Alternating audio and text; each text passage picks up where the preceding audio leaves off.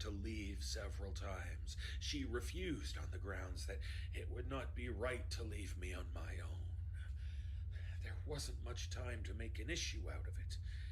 My opinion of her was that she was a bit nosy, but basically all right, and I didn't think she'd be a liability if she stayed out of my way. I had to make a judgment call as to whether or not I should proceed on my own, in case the family was somehow, impossibly still alive and perhaps in danger, or if I should leave and call for backup. I had told my wife where I was going previously, so she knew my absence would be noted and reported if the worst happened. Neither of us could get cell phone reception. Sorry, I'm rambling. It was then that I heard. Not even a gasp. It was like a gasp, but not really. I don't want to describe it any more than that. There was a sound. It drew my attention further on. I had to act. That's all that matters. There were some stairs at the very end of the warehouse descending into a basement. I told Miss Bamer to remain behind and pulled my service revolver. I had a flashlight on my person as well and turned it on as I descended into the basement. The basement had been hand dug. Maybe even over the course of the entire 20-year disappearance, I don't know. The floor was dirt, and there was a tunnel that retreated back far enough that it had to be supported with struts at regular intervals. When my flashlight first illuminated the stack, I wish they'd all been dead. I wish. Oh, I'm Please, stupid. take a moment. There we go. After I recovered, my first thought was, thank God they're all dead. I'm 64 years old, for I just Christ's wanted sake. to. I was confused I'm with not a my. young man who can thing. forget things anymore. When you're young, you have the sense that you're invincible and that you're never going to die. I don't have that to protect me anymore. Brains. Look at me whining. The YouTube studio thing on OBS was on the wrong It's my account, fault. per se. I should have That's why found it wasn't popping up. save them somehow. Yeah. No, it's not I'm sorry, Hob. I've got to ask. Can you describe the scene? Yeah.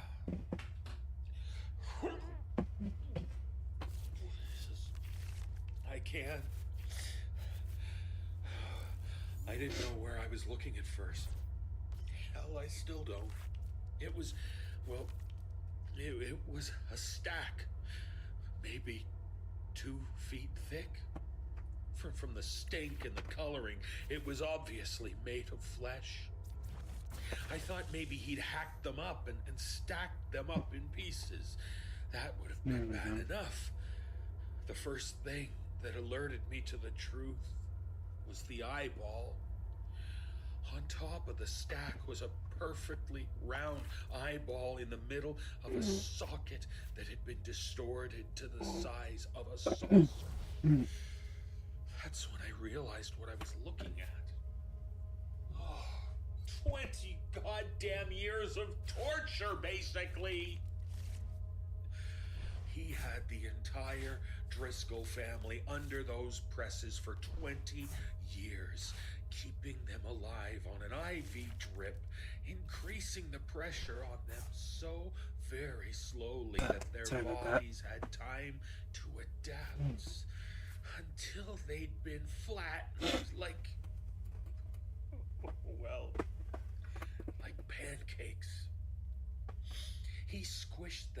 by about a quarter inch every year for 20 years.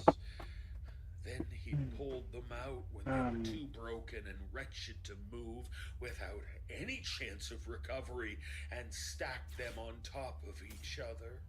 No, let's do I this. have no idea what To for. take 2 of these. I don't want to know. Attach. And I was still Charisma. thinking, thank Attach. God they're all dead. When the one on top started gasping again. What did they say? Nothing at first. It couldn't speak without help. I think it would have been Avery Driscoll. Not that I could tell much about the gender or age, but the hair was blonde where there was hair. The head was a mess of scars. I think the son of a bitch who did this must have removed parts of their skulls. I've got no idea how he got their heads so flat otherwise. Not as flat as the rest of the bodies, but flat. Who the hell knows how their brains handled that? Their lips were punctured by teeth everywhere after the presses had flattened out their Won't noses. matter. He's pretty much dead next turn anyways. Avery was 14 when he disappeared. 2, 4, 6, 8, 10, I've stopped shaking. 30. It's only Damn weird the way our bodies work, isn't it? 2, 4, 6, 8, 10. What else? There I was a don't know. machine, a sort of pump. I followed a hose with my flashlight and realized everyone in the stack was hooked up to the pump. I don't think they could breathe on their own, you see?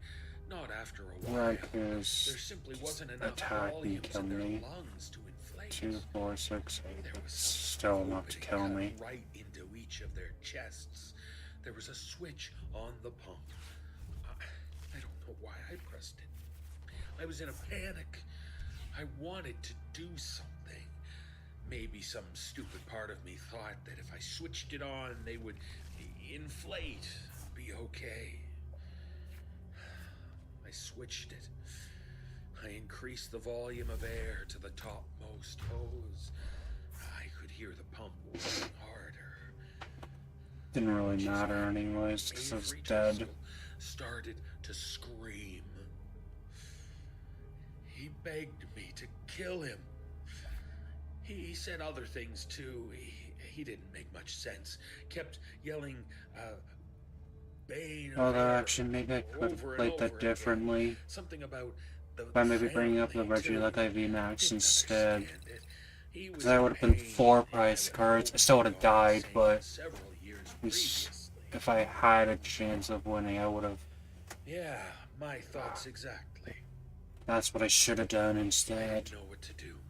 He wouldn't stop screaming. Well, it's my own I fault. believe he was convinced I was his torturer. I know for A next time closer though. look at his eye revealed that it was mostly a mess of white scar tissue. He was blind as a bat. You know, I spoke with some burn victims once. They told me that they managed to find meaning and purpose again after a while. I don't know how anyone in the Driscoll family could have done that. Anyways, I stated my name. I told him I was a detective. I told him I was there to help. I repeated it over and over, knowing, of course, that there was nothing that anyone, anywhere could do to help. Miss Bamer arrived, drawn by the sound. This honestly isn't Before she really saw the stack, she told me that the I had best screamed that start. she had come to help, but I don't remember having done so. Looks like a Nevertheless, guardy she deck. arrived. Then she saw the Possibly. stack and screamed, but I was intent on Avery Driscoll. He was able to hear. He became lucid for a few moments. It was a strain to dang it. understand what he said, but I will never be able to forget it. He said, please kill me. It hurts please kill me and tell my family I died a long I think I do time. 2 energy search for I electric don't know if they're energies. still looking for me. Earth Don't and vessel let the dark me energy to know get what 2 happened dark to you. energies.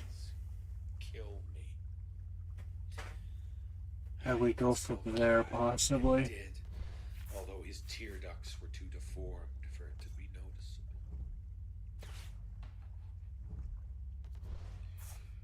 I should have forced Miss Bamer to leave.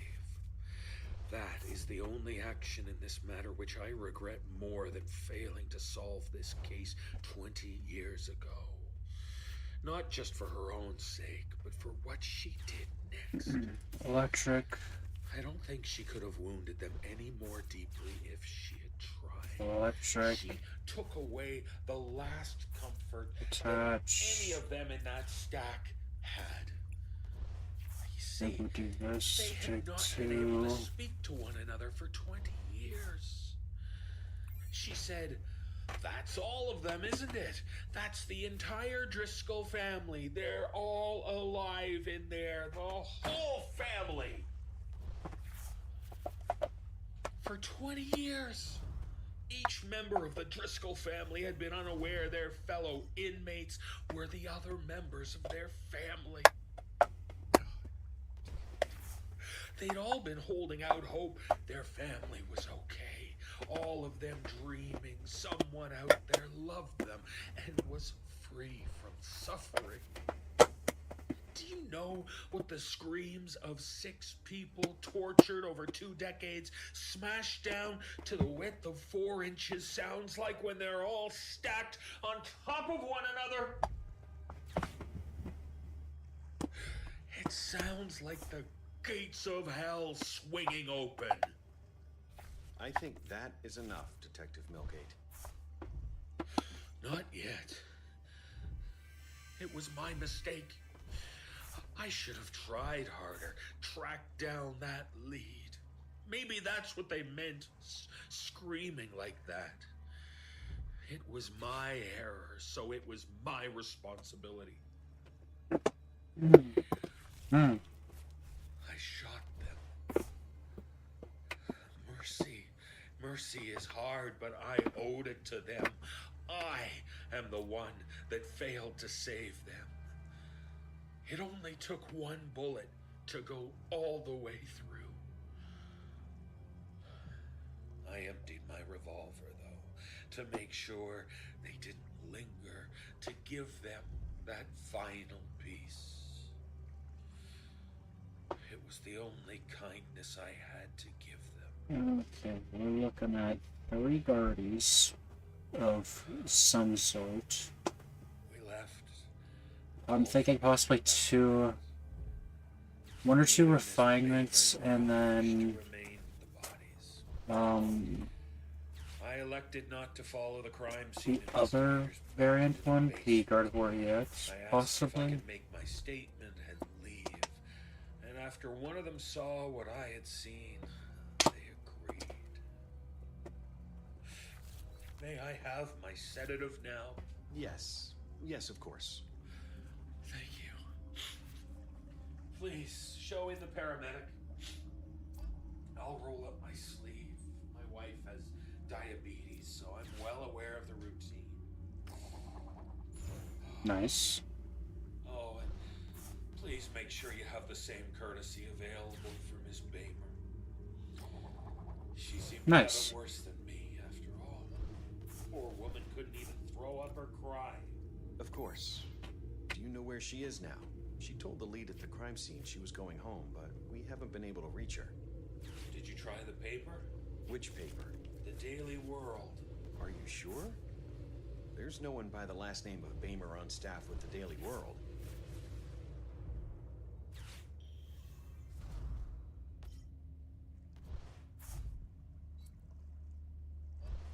Retreat you, bring up the Zacian, and throw on enough damage to kill me.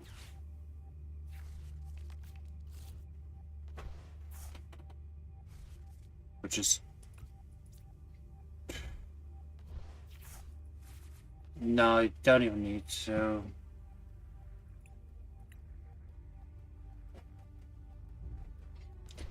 As soon as I see the God of War move, I'm clicking the give up.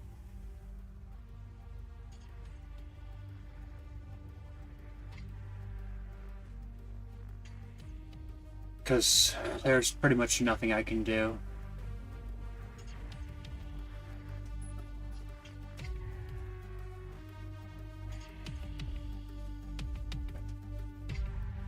Your time in our netherworld has come to an end. We release you back into your own reality. If you would like to find out how you can hear the full-length versions of our audio program, please visit the nosleeppodcast.com to learn about our Season Pass program. 25 episodes, each over 2 hours long, and 3 exclusive bonus episodes. There's nothing I can do in that situation with Psychic Embrace. On behalf of everyone at the No Sleep Podcast, we thank you for listening. And with having only one Pokemon, there's no way I could have possibly topped a decked up Pokemon. Drag you down into our dark storyland. This audio production is copyright Check 3 price 2016, cards.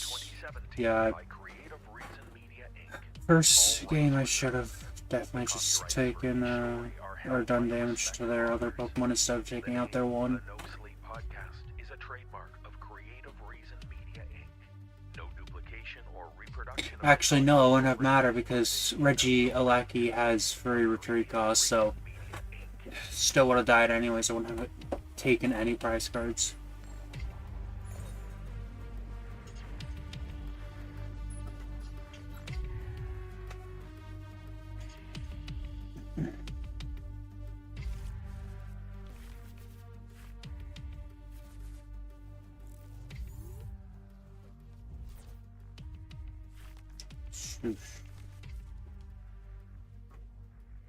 One, two, 3 mulligans? Come on! Ugh, it's annoying.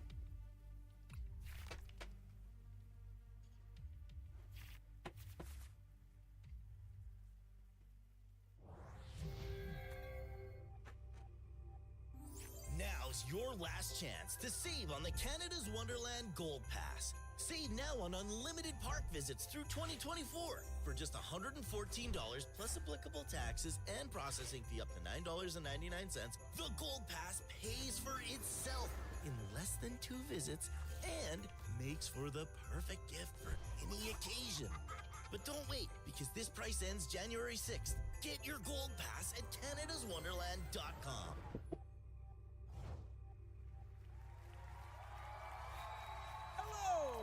Welcome to the No Sleep Podcast. I'm your host, David Cummings. Thanks for joining us. Woohoo! Yeah, none of that was actually live. I just have that sound effect play whenever I enter my little recording closet here. It's good for my ego. But indeed, we do welcome you to this special episode of the podcast in which we share with you the live show we performed on March 3rd, 2017 at the Highline Ballroom in New York City. We were joined by over 200 very enthusiastic fans who shared a great evening with us. I'm scared On stage for with me the tour was our composer Alakazam. Brandon Boone providing live music, and the cast of Jessica McAvoy, David Alt, Nicole Goodnight, and Peter Lewis. As you'll hear, the live show consisted of a script we commissioned from our good friend Michael Whitehouse. Michael wrote 3 scripts for the tour, and on this night we performed the one titled From a Watery Grave. After the main story, we concluded the show with each of us performing one of our short flash fiction tales from our suddenly shocking series of bonus episodes. And for the short story segment, we were thrilled to welcome our special guest for the evening, Mike Delgaudio, who joined us with a short story of his own. this won't matter Oh, and because I should say for our fans in Boston, where we performed the night before this. I take one out, but they I'm still Tom have Funny one Town and your that they beloved can Tom Brady. attack Mostly with. just to tease our resident Patriots fan, Mr. Dan Zapula. It's all in file, so no letters or emails, please. We love Boston, and we know deep down people from Boston and New York love each other dearly. And just a quick technical note about this performance. It was recorded straight off the Yeah, sound card, that's what I don't like. providing the live sound for the venue itself. Sometimes 120 basic sound from on the venue bench. is different I from can't do what's played Sweet through a Dilly speaker, Jack. and therefore there were some spots where the music was a little loud in the mix, and that made the voices a little hard to hear. But luckily, we have our great producer Phil Michalski around, who worked on the audio to make it sound as good as Nope. it possibly can. I think you'll find it's very easy to listen to, thanks to Phil's audio mastering. And so, it gives me great pleasure to share with you a performance of Sleepless Live. We take you now to the Highline Ballroom in I can at least do Please this. take your seat as we start the show. This is a live horror presentation. Because that's going away. You're here Yeah. tonight because you don't just want to Dimensional hands for the knock. want to watch. So give in to your fear because tonight I can't do Jack, you'll actually. see no sleep.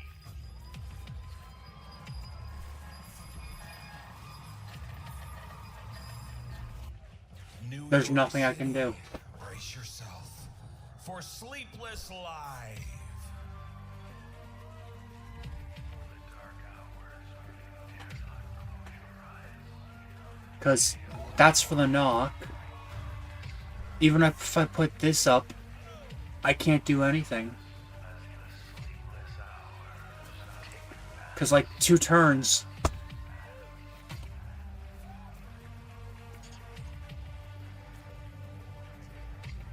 Hello, New York City. It's one of those, I need to get a second energy capsule. Much for coming out. This is awesome. This is such a great room, and it's even better so full of all you beautiful people staring up at us. Thank you so much. I think I have to do this. It's been an amazing tour so far. It's great to be here. This is my first time in New York City.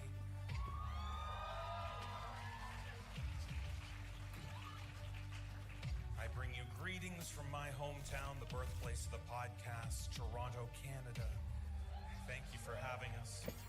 I forgot that this podcast was located in Canada. We started. We did 4 dates in Texas.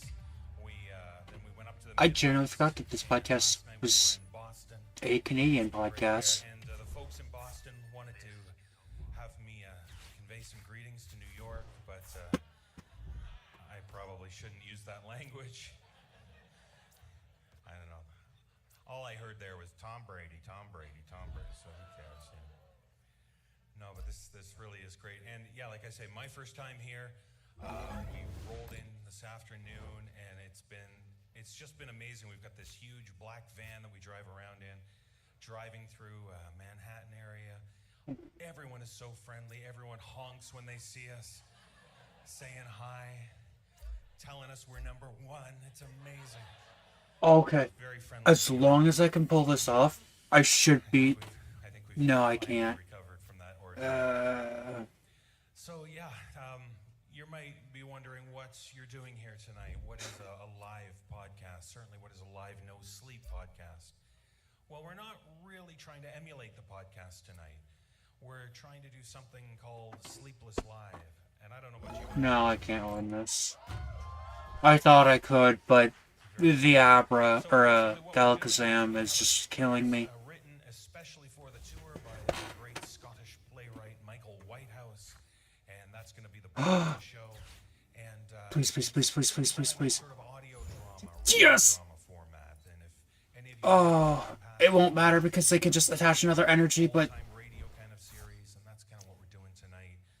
We've Um, got the cast that you're used to hearing. We've got the music that you're used to hearing, but it's going to be done in that style.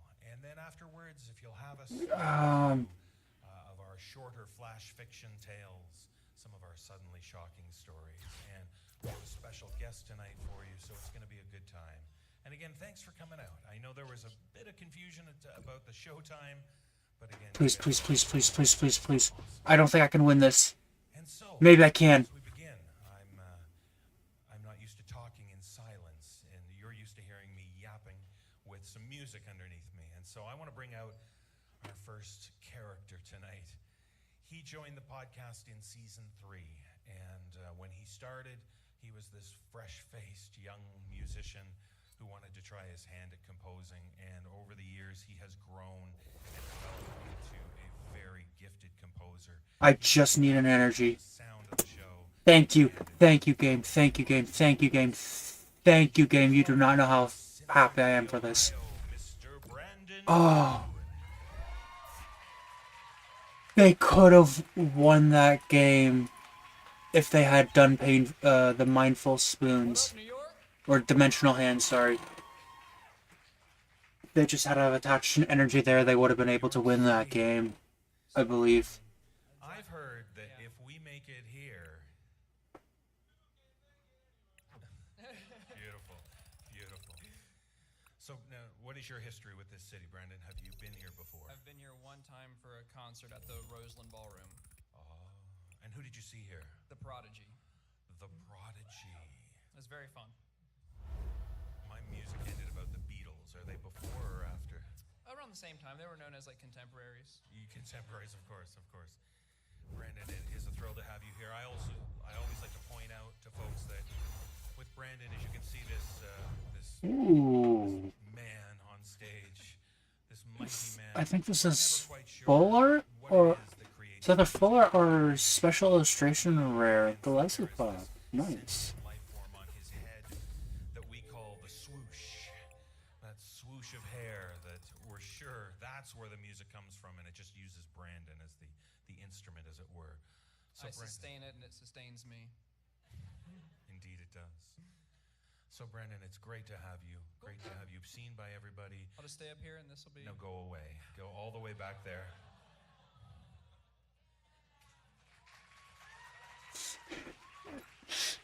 Okay, I'll do One that. of our earlier gigs. I don't know. It's not funny, but to me that is a little bit What does funny. your DJ need?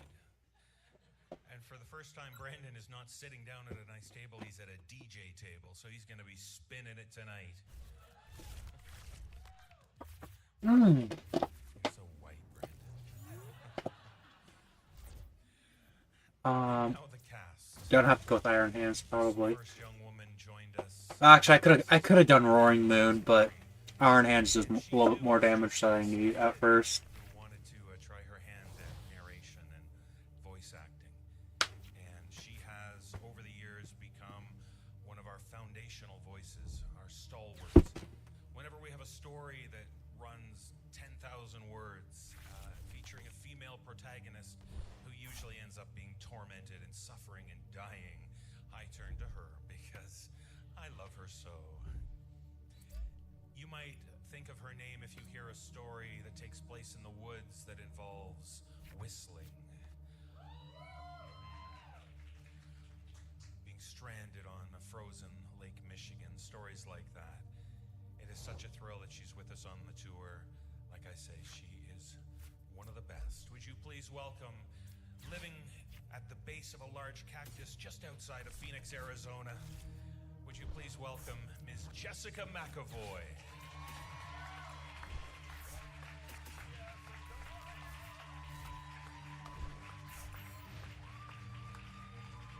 Hello, New York.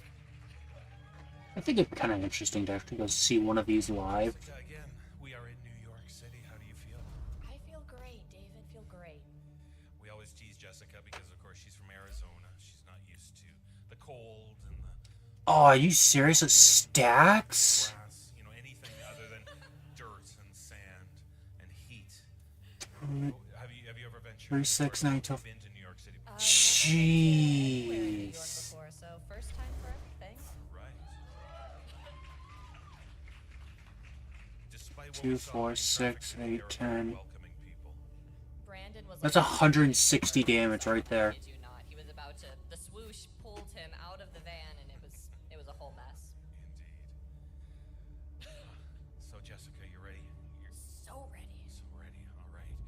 Well, standing beside you tonight will be a gentleman who has traveled the farthest to be with us tonight.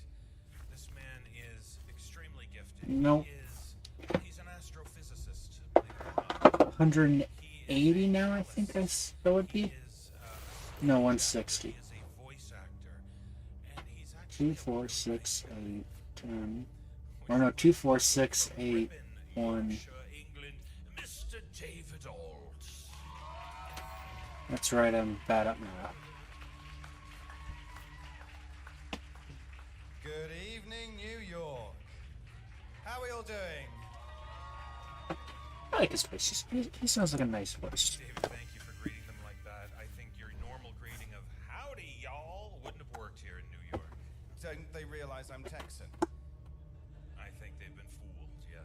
Excellent. Good. And David, he's been regaling us every town, every city we've played at. David has a history there. He's toured this country left and right.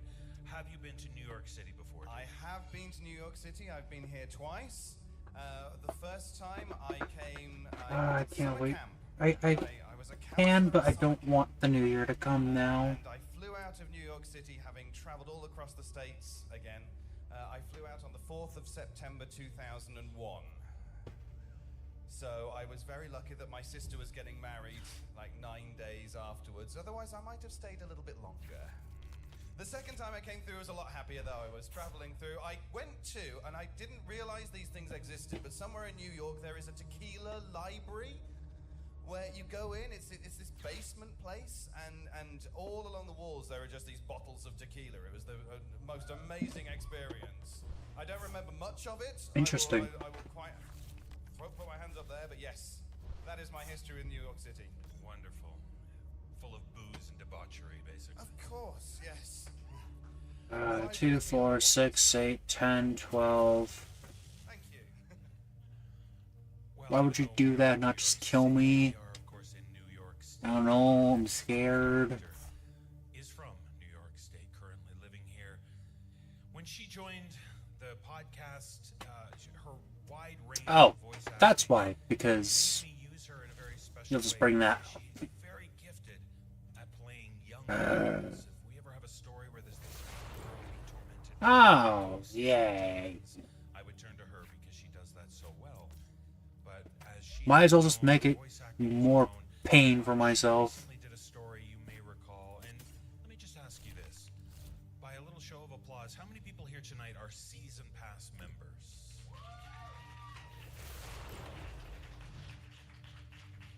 Thank you very much, and a very appallingly small number of applause. No, of course we do. Thank you for that. But if you're a season pass 8 member, we did a story this season called "In My Line of Work," where she played a woman who, let's just say, she sells sexual favors.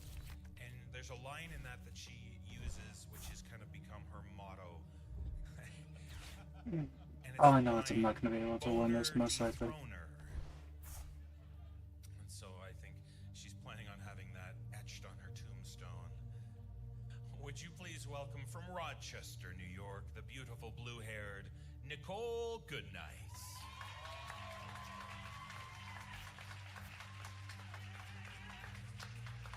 Hi, New York.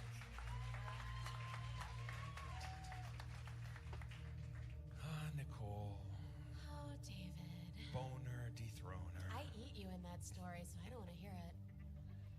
Yes, that's right. I met my demise, thanks to you. Now, you are, of course, from the East Trying to Coast. You've spent- think of how to feel about what I'm just listening to, and I don't know how to feel about it. What is your history in New York City? I have been to New York City twice. The first time I was in high school, I sang at the Lincoln Center. She And sang. I sang. And the second time was just with a friend to kind of explore around, go to the Nintendo store. Right. So you know the city like the back of your hand. No, not even a little. Well, we are all here, and we are all ready. And I think it's time to set off on our first No. story. Well, no, don't say the name. Hey, Don't say the name. what the hell? Oh, that's right. There, No, Do not be a boner dethroner. There Don't is- do it. there is one other Let's cast just member. not. He's a gentleman with a very distinctive voice. He has a very distinctive style. He plays very distinctive characters. He has a bit of a reputation amongst the fans, amongst the listeners. And I think if you know this man, you probably know one of his more infamous stories. I believe it was called The Mummer Man. Dost thou seek the mummer man? Larking in the gimcrack land. What a gowk, that son of Pan. Let's haul him forth, Let's drag him down. Let's speak together, a timorous clan, calling forth the mummer man. Let's say together that bacchanal, hoy, hoy, 2, 3, round and round. I don't think I'm gonna be able to survive a few more turns. Now, upon the planchet, speak again. Excuse me. In voices dulcet. That did not taste good. Yeah, no. We call you, lad. Come play with us and make us glad. From Denver, Well, Colorado, might as well. Mr. Peter Lewis.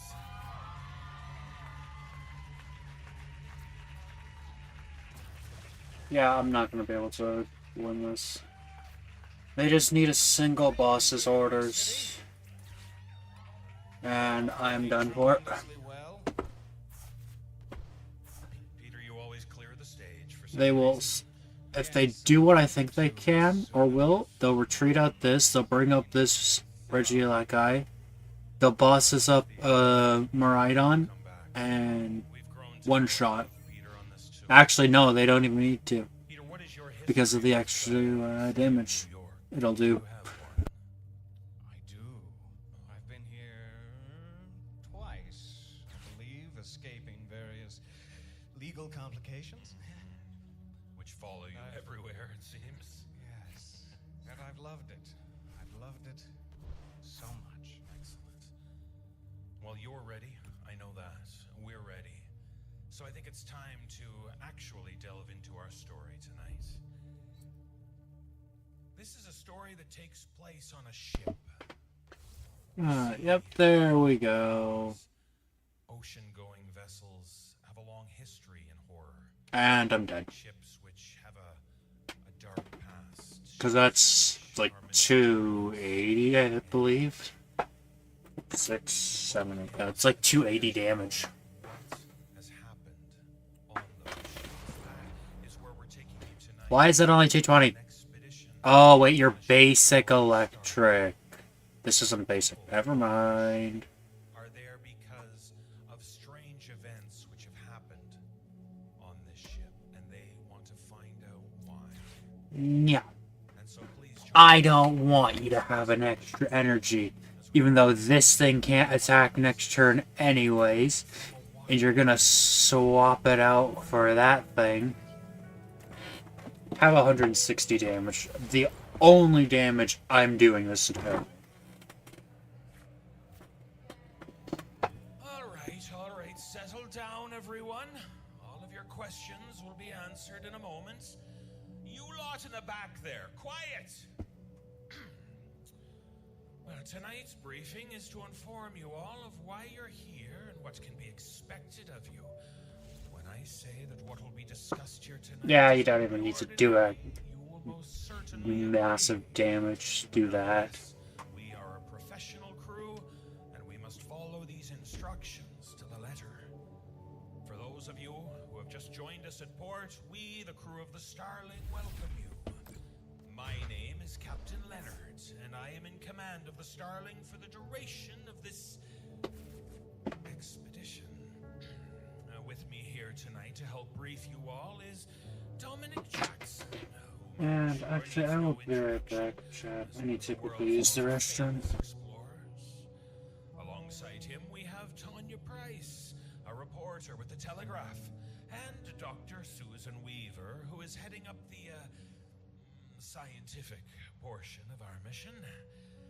Yes, and last but not least, we are honored to have with us Mr. Marshall Eldrake, who, as the sole heir to the Eldrake estate, owns this ship and has funded this entire venture. Now, you're going to hear some strange things tonight, and for those of you who have just joined us and joined the crew from Port Torsion, I ask that you perform your duties to the best of your abilities, regardless of your beliefs about what you're about to hear. I run a tight ship. But at least you'll only have to tolerate that for 2 nights. Now, I'll hand it over to Mr. Jackson. Thank you very much, Captain Leonard. Good evening, ladies and gentlemen. And as the very stern Captain Leonard has said, I am Dominic Jackson, famed explorer, adventurer, and womanizer, if you believe the popular press. Right, Tanya? I just report the news, Dominic. I don't make it. Well, we have charted a course from the port of Torsion in the Faroe Islands to just southwest of Iceland. Now, I don't need to tell anyone here that these waters are cold and treacherous, especially at this time of year, and that we'll be hundreds of miles from land, so safety is a must during our little adventure, even if that bit is so dull. So, let me spruce things up a little bit by asking you all a little question. How many of you believe in ghosts?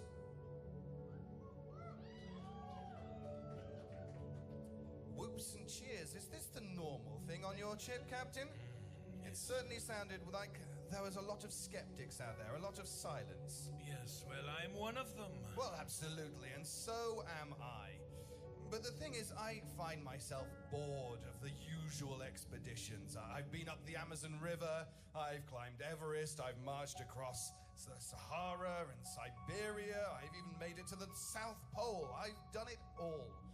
The world holds few mysteries for me now, except for the old stories, the tales people have always told about spirits, the dead coming back from beyond the grave.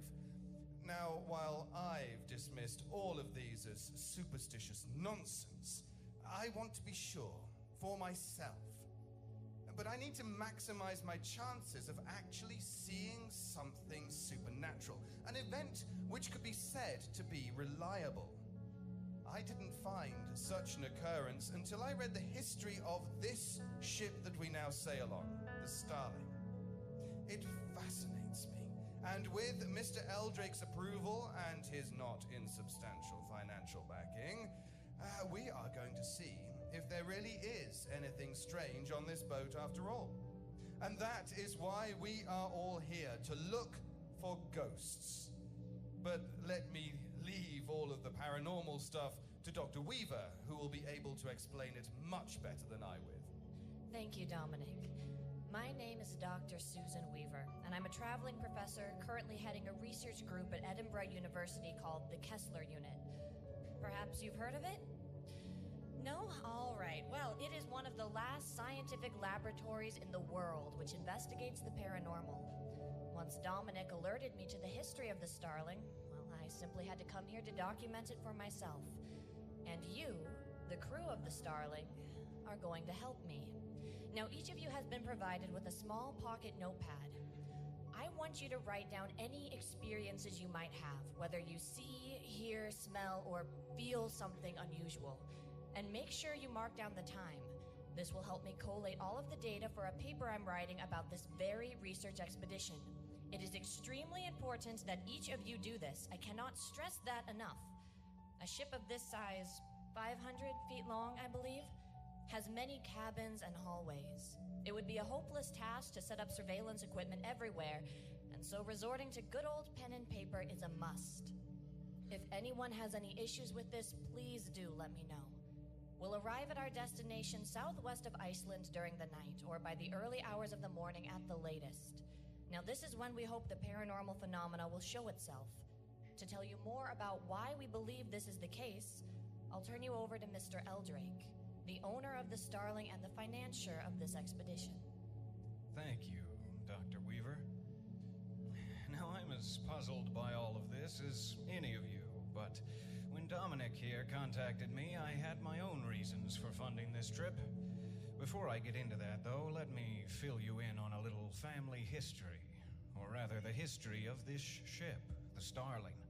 She was built in 1946, just after the war. A luxury ship, one my grandfather, Harold Eldrake, believed he could use to wine and dine business owners and potential investors, even heads of state on a few occasions. No expense was spared, There are swimming pools, ballrooms, libraries, dining rooms, a couple of bars. The Starling was an incredible ship in her day, but she has sadly fallen into disrepair of late. She had sailed once to the Mediterranean, then another time to the Caribbean in her first year. The Starling's captain at the time, a Captain Calderwood, indicated in his logbooks and diaries that nothing untoward had occurred on those early voyages. No, it was the third journey where the trouble started. March 2nd, 1947. While en route to Iceland, a ship's lookout spotted something on the horizon in the night. It looked like a glowing flame. Captain Calderwood sent out a radio signal to try and make contact, but he heard nothing in reply. Convinced that it was a ship on fire, he ordered that the Starling should set course for it to see if there were any survivors. As they drew closer to the light, though, it suddenly went out, like the fire had been extinguished. Using binoculars, the captain could now see that it was indeed a ship, illuminated by the moonlight, but she seemed to be unharmed. When they drew up alongside her, they didn't see any evidence of a fire or any evidence of life. They saw nothing. The ship, a 100-foot fishing vessel, had no name on her hull. It had been wiped away, either by the sea, the wind, or, well, something else. Captain Calderwood ordered that she should be boarded, and his crew followed his orders to the letter. Now, you're all experienced sailors, and I'm sure you've heard these sorts of stories before, like the Mary Celeste and others. Like those stories, they found no one aboard this fishing vessel, a ship which should have had 20 crew at least. In the kitchen, a meal had been set, and it was still warm. Mugs of Don't really like the 2 bosses orders. I'd have preferred maybe 2 VIP passes. But still take it, I guess. He heard a scream from below. They rushed down to the engine room and found one of their own crew members shaking with fright. He had been searching for survivors, as per Calderwood's orders. But It'd be really nice if I could top deck another one. If I could top deck another VIP pass, that'd be great. Moving, sort of shuffling around. He turned and saw it, only for a moment. When he came to his senses, he could only I think I'll see what I top deck. with pale white eyes outstretched and lidless eyes staring out at him. Energies, well, actually, both of these don't matter. Went up. A fire had broken out on the ship. Because I think I'll see what I top deck and go from there, but I forgot top decking won't do anything with both of these. Because I'd have to use these before I drew, but you can't do that. Okay, it's an earthen vessel. Not the best, but we'll take it. You know, actually no, I think we'll only take one roaring moon. We'll take a Maridon so we can get 2 more iron hands out. So we do this. And we will take a electric energy. Get rid of this for 2 more electric energy. And then we will do this to get 2 dark energy. We do that.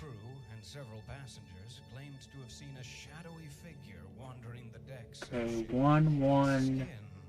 They all have 1. Just bring you out. I don't really want the Raikou out because if the Raikou gets out, they can fleet foot and then do 1 more energy and boom. Yeah, like that. They would be able to attack like right now, which I don't want.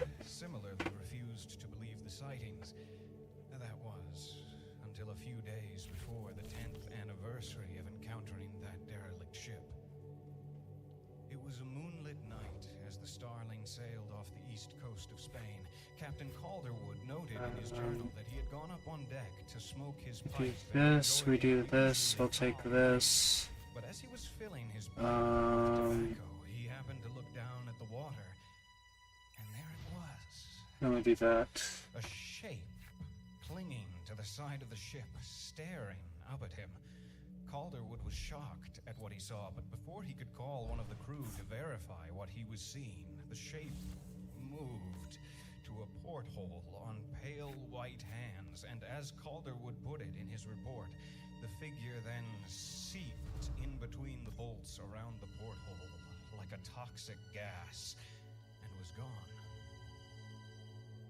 3 days later, 10 years to the day since the Starling encountered the derelict off the south of Iceland. That's not what I want to see. Was lost. The Starling was eventually found, but the crew and Calderwood were not. The last entry in the captain's diary simply read, We will do this to do this. Now Yes, I could have knocked out the Raichu or one of the Mareeps, which honestly, actually, I think one of the Mareeps would have been better to try and knock out, because if it goes into the Dynamotor, I think it's, Dynamotor, they can just do that freaking non-stop, which is annoying as hell. one by one as they met their fate. Are you okay, Marshall? I can tell the rest if it would be easier for you. Yes, I think you'd better. Thank you. You're welcome. I'm Tanya Price, a reporter with the Telegraph, and it's my job to get the news out about this expedition, whether it fails or succeeds. I haven't figured out yet if that's good or bad luck on my part. I'm sure the rest of today and tomorrow will tell that.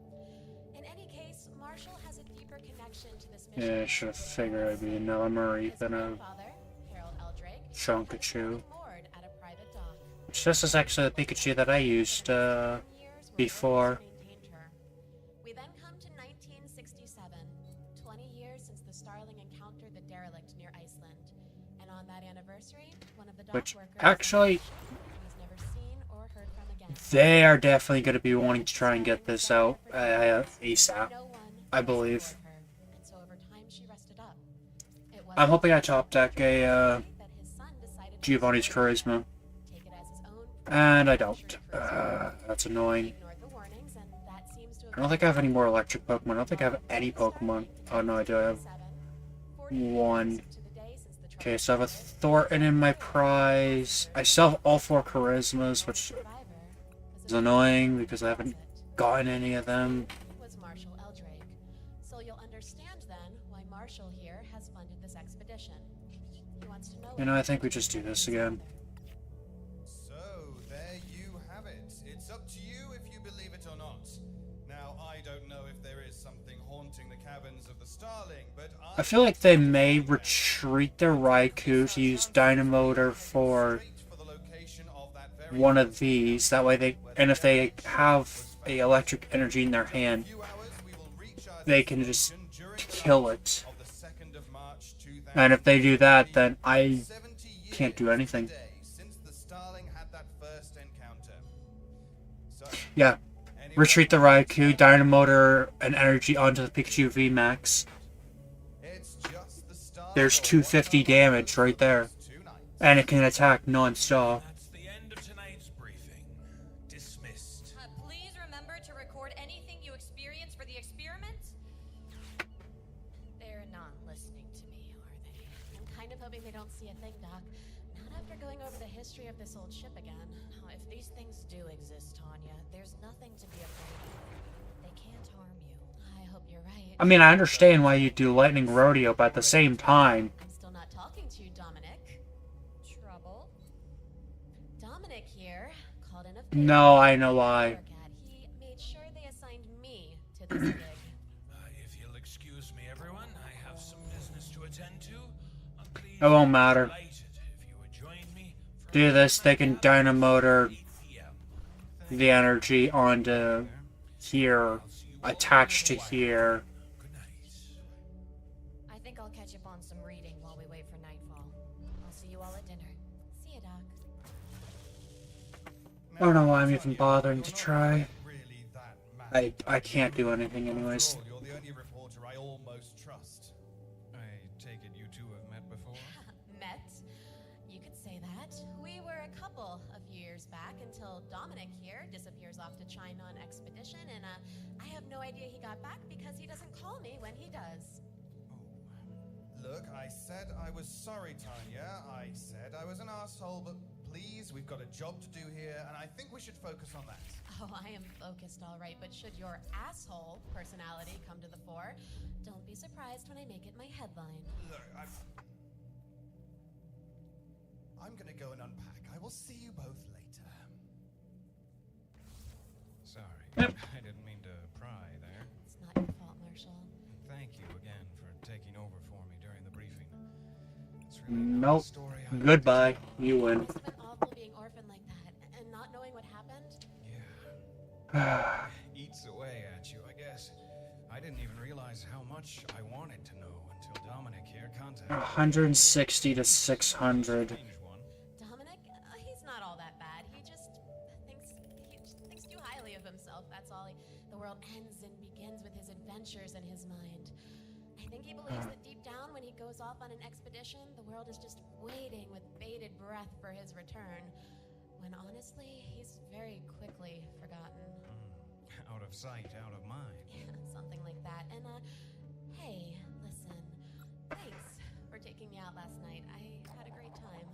I think this may be the last match Don't suppose for you another night. I think I could be persuaded, but you are going to be okay, aren't you? Yeah, I'm just nervous. I mean, something terrible has happened on this ship every 10 years. I can't stop thinking about my parents. It could all just be a coincidence, just bad luck every decade. For everyone else's sake, I do hope it is. Yeah, but what about yours? I just want to know what happened to my mom and dad. And I need to kill that thing ASAP. That was a lovely meal, Captain. Oh, don't thank me, Dr. Weaver. Thank Mr. Eldrake. He hired the cook. Oh, it's my pleasure. I do appreciate everyone joining the crew on such short notice, especially to crew a ship this old and in need of maintenance. Did you not patch her up? Oh, yes, we did. Long enough to keep her going for this voyage, but she'll need a complete refit if she's to take to the ocean permanently again. Where's Dominic gotten to? He said he was only stepping out for a few minutes. The first disappearance, perhaps. Yeah, if we're lucky. Well, Tanya, you only have to suffer the man for tonight and tomorrow. Hey, what's the big deal with that knife he's always carrying around on his belt? Does he really think he's that big of a hunter? I wouldn't mention that to him if I were you. A friend of his died when they were exploring an underwater cave together. He left Dominic that knife in his will. We do this. Sorry. I'll be I regret doing that now because I. He's the real deal then. Dominic is and isn't a lot of things, but one thing I'll at least give They him is just that need to get he's seen it all. an Arcanine EX, and I'm screwed. Avoid being anything like Dominic. I'm not smart in the least. How goes the journey? Oh, fine. Yes. The waters are usually quite difficult in this location, but they're unusually quiet at the moment. That's interesting. Maybe we only. What is? The water's being calmer than usual. Looking through the records of each Maybe we just disappearance, use whenever streams one connected Maridon. the Starling, they were always preceded by calm weather. Maybe I should switch on a Maridon for All about that, Dr. a Weaver. We're just lucky it isn't Brute rougher. Bonnet, possibly. I have returned. Yay. Where were you? Oh, I met a rather delightful member of your crew, Captain Leonard, and I shared a glass or four of rum with her. Well, no one should be drinking. Who was she? Oh, my lips are sealed. I'm just afraid that I do need a snifter or two or five in the evening. Something strong. It helps me think. Yeah. Doubt that, Dominic. Alcohol slows you down. Ah, then I'm the exception. exception that proves the rule, Charles. Tonya, do you remember when we went to Italy and we got that huge plate of spaghetti and we did the Lady and the Tramp thing with it, and then the meatball, it just rolled off and into your lap? I am not here to reminisce, tramp. I'm here to report what happens and nothing more. I don't think I can win this. Destination, Captain. The spot where Calderwood and his crew found the derelict ship. Retreat into probably Golden Go. All right, then I will meet you on the bridge at 4:45. If you'll excuse me. Energy retrieval to grab the 2 energy to knock me out. Good night, my lady. Hey, lay off, Tanya, would you, Dominic? Oh, all right, Beardy McBeardy. I didn't mean any harm by it. I think it's a good idea for all of us to retire for the evening and get some sleep. Yes, I agree. I've left a night crew to watch over the bridge, so we'll see you all early in the morning. Good night, everyone. Good night. Good night, Mr. Eldrake. I hope tomorrow brings some answers for you. So do I, Captain Leonard. So do I.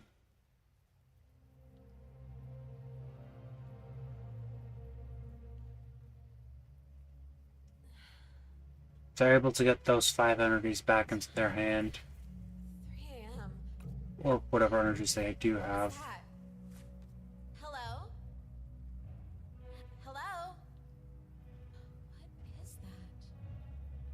Hello? Take a deep breath, Tanya. This is what you're here for. I'm gonna come out. I'm coming out. Nope, I can't win this. Golden Go is a very good deck, or card to have. God. Oh, you scared the crap out of me! What are you doing here in the middle of the night? We're not due to meet on the bridge for a couple. Put that knife away! Sorry, okay. I heard something outside my cabin. I followed the noise along here, and then you opened the door! Are you shitting me? No! You didn't think you could come to my cabin for a little late night booty call, did you? Oh, Tanya, I swear to you, you are not that irresistible. Although we are both awake now. You're such a creep. I was joking. It was a joke, all right? Oh, look. Are you okay? You look terrible. Oh, thanks. No, I'm not all right. Nope, this is it. It sounded GG's. horrible. Are you sure you didn't see anything? No, I didn't see anything, but I heard it all right. Sounded like something shuffling along against the walls. Okay, well, you check the next cabin, and I'll get dressed. Well, I really think I should stay with you. You check the next cabin while I'm getting changed. All right.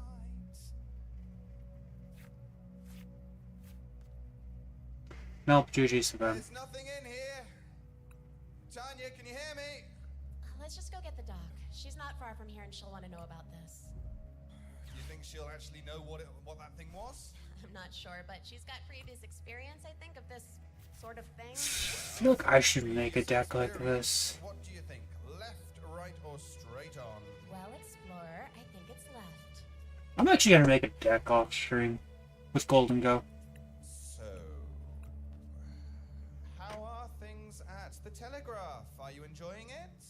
Oh, well, not right now. I'm not. I'm stuck on a boat in the middle of the ocean with my ex-boyfriend with God knows. Thank you though to everybody that did come out. I hope you all take time. I tried my best to do today. Tomorrow I'll probably, hopefully I can possibly stream, maybe, last stream of the year. And it will also be good practice for next year as well. So thank you and to everybody that came out and whoever watches this. I hope you have a good